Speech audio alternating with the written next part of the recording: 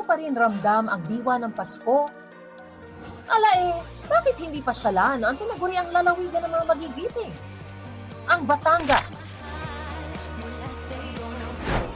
Dito, bawat bayan, palaban ang Christmas display at mga ilaw. Hindi rin siyempre kumpleto ang Pasko kung walang kainan. Bukod sa Christmas festivities, ipinagdiriwang din ng probinsya ngayong Disyembre ang kanilang 444th founding anniversary sa Alae Festival. Itinuturing ang Alae Festival na mother of all festivals ng aming lalawigan. Ito po yung araw na kung saan ay itinatag ang lalawigan ng Batangas at nagkakaroon po kami ng selebrasyon tuwing December 8. Bilang parte ng Alae Festival, nagbukas din sila ng community market dito sa kahabaan ng JP Laurel Highway kung saan may mahigit 100 merchant booths na mabibilhan. Pero ang kinaganda rito, hindi mo na kailangang lumayo para masubukan ang mga sikat na produkto ng mga bayan dito sa Batangas. Ang hilerang ito designated para sa mga produkto ng iba't ibang bayan at lungsod sa Batangas.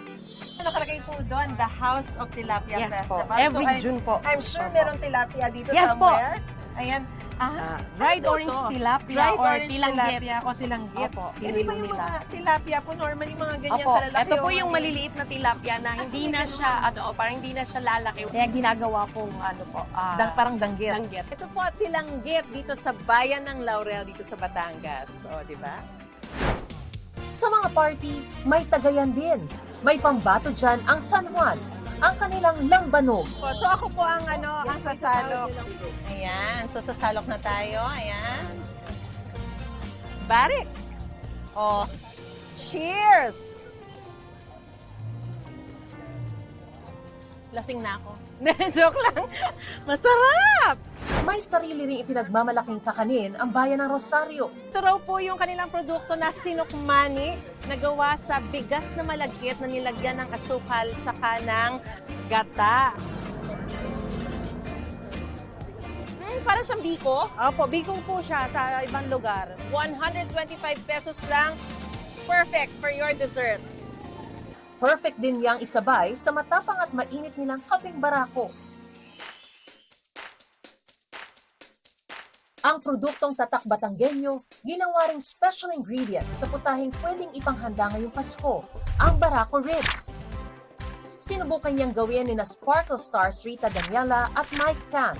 Una po is i-rub natin siya ng salt, both sides po. So rock salt siya.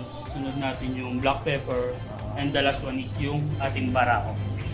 Ilalagay na po natin yung, syempre kapeng barako, Kapeng barako. no? Ang kape nagbibigay ng tamang pait at magandang kulay sa pork ribs. Bilang masakit ang magpapagising sa inyo, pork ribs na rin. Kasi hindi nawawala yung pagiging Batanggenyo niya. Lasang-lasa mo yung kapeng barako. Andun yung pait, andun yung alat, andun yung pepper. Galing! Ang sarap. Ito yung busog ka na, gising ka pa. Hindi kalayuan sa night market ang Plaza Mabini na ipinangalan sa Batanggenyong binansagang utak ng himagsikat, si Apolinario Mabini. Ngayong Pasko, na-transform ang plaza sa isang malaking Christmas display. Yung buong plaza, napapaligiran na rin ng mga pailaw. At dito sa sentro ng plaza, ang Belen bilang paalala sa tunay na bida ngayong Pasko. Ang tema po natin ay Pasko ng Pamilyang Pilipino, Pamilyang Batanggenyo. Mula sa mga magarbong mga pailaw, nakatatakam na mga pagkain at mga produktong proudly Batanggenyo, ganito ipinagdiriwang ng lalawigan ng Batangas ang Paskong Pinoy. Para sa Balikbayan, Paskong Pinoy 2025.